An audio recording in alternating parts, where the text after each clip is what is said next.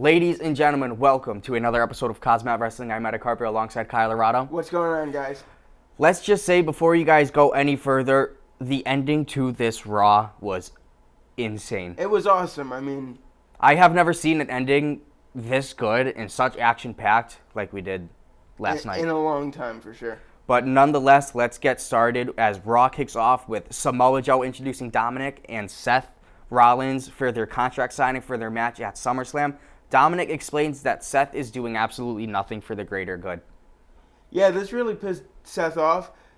Dominic then says he ruined his father's confidence and Aleister Black's confidence, saying that he uses the greater good for his own gain, saying that he doesn't look out for anybody else other than himself.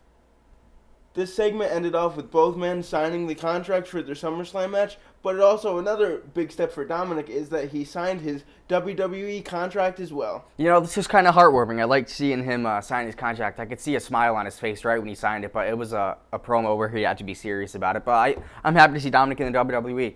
Yeah, but we even got to see his new entrance, it looked like, too. I didn't mind it. It was kind of interesting. Yeah. Similar to his father's. But I liked it. Nonetheless, the Monday Night Messiah tells Dominic to step out of the ring for his next match against Carrillo. We come back with Seth versus Carrillo. Seth ends this match quick with a stomp. This was not that important of a match. It was kind of underwhelming, but what happens next is important as Seth and Buddy Murphy tie Dominic Mysterio to those ring ropes. Those things are hard, I will say. Dude, they absolutely beat the hell out of him. They beat the hell out of him. If you could see the picture we put right above here, this is what Dominic looked like after the beating.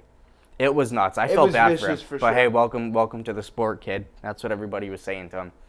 After that crazy turn of events, we were then treated to Angelo Dawkins versus Andrade. The match was decent. It was here and there. Zelina tried to get involved to help her client win the match, but Bianca Belair was having none of it, helping her buddy get the win via roll-up. You know, this was a great segment to end that bout as we get into the next match of Zelina versus Bianca Belair. We cut to commercial and come back. This match was alright. There was a lot of grit and frustration here. I could see why Bianca Belair is pissed, but she is taking her anger out on Zelina, and Zelina does say she has nothing to do with the poisoning of her of Zelina or Bianca's husband. So, she has every right to be mad, but she did take out her frustration, and I have not seen her this pissed in a while in WWE. Yeah, you got to give Zelina credit. She really showed her in-ring ability, and she locked in a triangle choke early in the match, showing that she has skills in the ring. You know, she did put Vega out for a few pinfalls, but she kept kicking out. But she did hit her face hard onto that canvas. Yeah, though. dude, that military drop, military press, whatever that was vicious. Well, Zelina Vega certainly shows how she can bite off more than she can chew, as Bianca Belair hit her with that kiss of death, the KOD. Tom Phillips really made it clear what the KOD is. Yeah, the kiss of death. He kept saying it, the kiss of death. But I like Tom. He's a nice guy. Yeah. Well, then next up, we saw the VIP lounge as MVP starts to blame that last week's Raw shortages, and he just starts blaming about how he lost. The working conditions were the cause of his loss at the United States Championship that he really never won. Let's make that clear. Apollo came out and just said that this is all BS. He knows that MVP likes to just blame stuff, and he isn't wrong. Yeah. But Apollo actually steps inside the ring and actually scares Shelton Benjamin and Bobby Lashley alongside MVP as he throws a pretty big one of those pretty big couches from the the VIP lounge. He really showed his strength here. He lifted that couch up like it was nothing and threw it out of the ring. We come back from commercial with Apollo Crews versus Shelton Benjamin. Apollo Crews did have the upper hand in this match, but Shelton Benjamin certainly showed flashes of what he can do in the ring. Apollo goes to run the ropes to hit a suicide dive outside on Benjamin out of the ring, but Bobby swipes under his legs as Shelton then rolls Apollo Crews up for the win. Apollo hit MVP with a good step-up enziguri after this match. So, whatever. You see who's ringside, has the Hurt Business. They're going to do what they can do. And yeah, Bobby Lashley went to lock in that full Nelson, but MVP said he wants Apollo Crews at full health for their match at SummerSlam. If you think you've seen it all and this match was crazy, wait till you see what happens next as we cut to commentary as Tom Phillips explains how 2 cinder blocks were just thrown through a window at the Performance Center. This kind of got me thinking, what's going on here? And then I was thinking, uh-oh. Retribution maybe, and then we cut to a video outside as Retribution is throwing 2-cylinder blocks. We cut to Sarah Schreiber with a surprise interview of Mickie James. Mickie James saying she has something important to tell the WWE Universe. She is letting us know that she is going to go for that gold once again very soon, but she is then interrupted by Natalya and beautiful Lana. Let's just say they like to ramble on together. They both work well together, but they did say how Mickie James needs a TikTok, and they should be using the word #BOAT, #best of all time for Natalya. I mean, this was annoying. Cheesy, but, it was kind of cheesy, but it was a cool segment. I like seeing our girl Mickie James back. We then cut to Ivar, half of the Viking Raiders, backstage with the Bachelor Demi Burnett from last week as well. She says Ivar gets the ladies, man. What can I say? She says Ivar is a cutie, but Eric not as much. It's kind of pissed him off. We then cut to Ivar, half of the Viking Raiders, backstage with the Bachelor Demi Burnett from last week as well. She says Ivar gets the ladies, man. What can I say? She says Ivar is a cutie, but Eric not as much. It's kind of pissed him off. Back from commercial break, we see the Viking Raiders coming out with Cedric Alexander and Ricochet for their 8-man tag team match with Akira Tozawa and the Ninjas. You know, Tozawa, this was kind of weird. Right as the match started, we got a good hard hitting from one of the Viking Raiders. But Tozawa and a Ninja actually scatter off the ring as a Ninja gets body slammed by Eric for the win. Now, Tozawa and one of the Ninjas, they scatter off, but what happens is one of the Ninjas actually pins Tozawa, which I was like, what's going on here? And what do you know? The Ninja unveils himself, and it's none other than R-Truth. Winning that 24/7 championship first. Oh, I like seeing it. The 38th time. We then cut to backstage with Charlie Caruso as she's interviewing Drew McIntyre. Drew says he's going to rip that torch right out of Randy Orton's hand as Evolution has just passed him by. This is a good little stereotype from him. I liked it. Yeah, I liked it a lot. We then have somewhat of a filler match. Ruby Riott going against Peyton Royce. You know, of course, the Iconics come out gloating how they usually do, saying how their future is going to be iconic. Well, the next match is started with Liv Morgan versus Peyton Royce.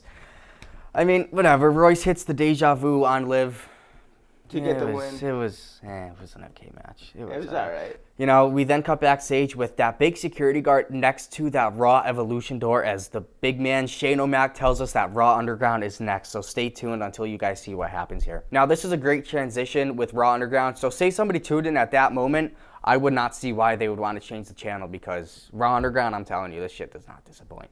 Yeah, honestly, I wish they brought it into the night a little bit sooner than 10 o'clock, but maybe they will in the future. You know, I think this is a game changer for the WWE for the last hour of a 3-hour show. 3 hours, I'm telling you, it does drag a little bit, but with Raw Underground, it does make it go a little bit quicker, I will say that. We then cut to the show, Raw Underground, with Riddick Moss absolutely dominating the guy. I don't know the guy, I forgot the guy's name, but he just gave it to him. Riddick Moss, he's a big guy. We then cut back to Raw action. Asuka coming down to the ring for her match against Bayley as her and Sasha Banks come down to the ring. Don't forget, if Asuka won this match tonight, she gets her chance for the Raw Women's Championship at SummerSlam. Now, during this match, something weird happened as the lights kind of kept flickering like there was a issue or a power outage. But the ref, John Cone, he was looking around like, what's going on? But let me just say, the commentary, Samoa Joe, nor Byron Saxton, nor Tom Phillips made no word of it. So I think this is part of the script. It's got to be something with Retribution. Yeah. Once again, what Bayley always does, she started mocking Kairi Sane, doing that little eye thing. It was kind of weird to see, but once again, she just bit off more than she could actually chew as Asuka hits in that Asuka lock and Bayley taps right out. Well, yeah, so I that guess sucks for Bayley. We're going to see a Raw Women's Championship match at SummerSlam. We then head back to Raw Underground. Arturo Ruas, a 15-time world champion in wrestling, hits a spin kick for the win against his opponent. Well, then we come back again with that big Daba Kato. He's a big man. I would not mess with him. He looks like one of the guys from the Authors of Pain. I wouldn't mess with him. Maybe he will be part of Authors of Pain. I don't know, but we see him absolutely brutalizing a guy. The guy he was facing, he kind of looked like a Rich Swann / Leo Rush if they ever had a baby. None other, Daba Kato, that big guy, he grabs his opponent's nuts, holds them and squeezes them and throws them on the ground. It was weird. Really weird.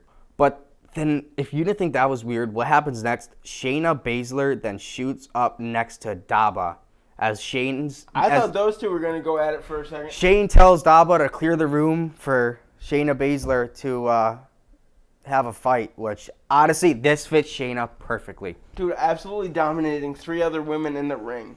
After the intense action from Raw Underground, out of nowhere, we see Retribution flipping over a limousine. Remember Vince's limousine? Remember how his limousine was blown up and everybody thought he died? Yeah. That was great. We then cut to Randy Orton and Kevin Owens as they come down to the ring for their main event match. Kevin Owens hits a cannonball inside the ring and then hits one outside the ring on Randy Orton on the barricade. These things do not disappoint. I like those cannonballs from Kevin Owens. Yeah, he really started off fast, really taking it to Randy Orton. You know, these two are such hard hitters, as that chop from Randy throughout the match, flopping Kevin Owens on the announcer's desk too, that was brutal. Kevin Owens went for a stun, but Randy hits that RKO instead for that huge win. Rick then holds Randy's hand in the air as Randy then asks for a mic as he asks Rick to stay put as we then cut to commercial. We come back from commercial with Randy Orton saying he can't get mad at Ric Flair because he's always had his back and always been there for him. You know, this was a tough bout between these two. Randy was going down on Rick pretty hard. He started shaming him, bringing up how he has a pacemaker in his heart, and I was like, Randy, you don't have to go here. This was rough. It kind of got to me. You know, but Ric Flair, I mean, can we just say how good he is at promo still at 71 years old? You know, Rick took that mic and gave Randy a heartfelt promo about he wants to actually see Randy get that 15th, 16th, 17th title reign win and screw John Cena, and he says it's all about the Viper now. So I kind of want to see what's going to happen here with Randy Orton and Ric Flair, but then out of nowhere, Randy Orton hits Rick with a low blow. You know, I was actually thinking he was going to hit him with that RKO, but this was a crazy ending. And then he goes to boot Ric Flair as Drew McIntyre then comes out to the ring, calling Randy a son of a bitch, and he's going to get him at SummerSlam. So I cannot wait for this match. Drew McIntyre is going to demolish the Viper. I honestly didn't think he was going to punt kick Ric Flair, but I guess Randy's just too far gone at this point. Well, guys, that was Monday Night Raw summed up for you. Let us know what you liked most about the show, and always like, comment, and subscribe. Thanks, guys, for watching. We'll see you guys next week. Peace out. Peace out.